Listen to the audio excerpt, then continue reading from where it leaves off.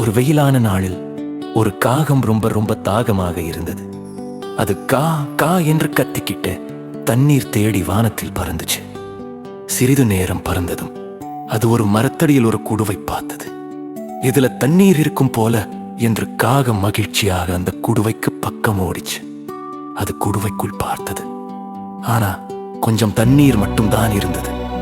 காகம் முயற்சி பண்ணிச்சு குடிக்க, மூக்கால அடைய முயற்சி பண்ணிச்சு. ஆனா தண்ணீர் ரொம்ப கீழே இருந்தது. காகம் கவலையாக இருந்தது. எப்படி தண்ணீர் குடிப்பது? அதற்கு அப்புறம் உடனே ஒரு புத்திசாலி யோசனை வந்தது. அது அருகில் இருந்த சின்ன சின்ன கற்களை எடுத்தது. 1 2 3 அப்படின்னு அந்த பானைக்குள்ள போட்டுக்கிட்டே இருந்தது.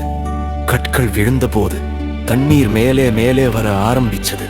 இறுதியாக தண்ணீர் மேலே வந்து காகம் மகிழ்ச்சியாக குடித்துவிட்டு சந்தோஷமாக பறந்தது. கதையின் நல்வழி: புத்திசாலித்தனம் இருந்தால் எந்த பிரச்சனையும் தீரும்.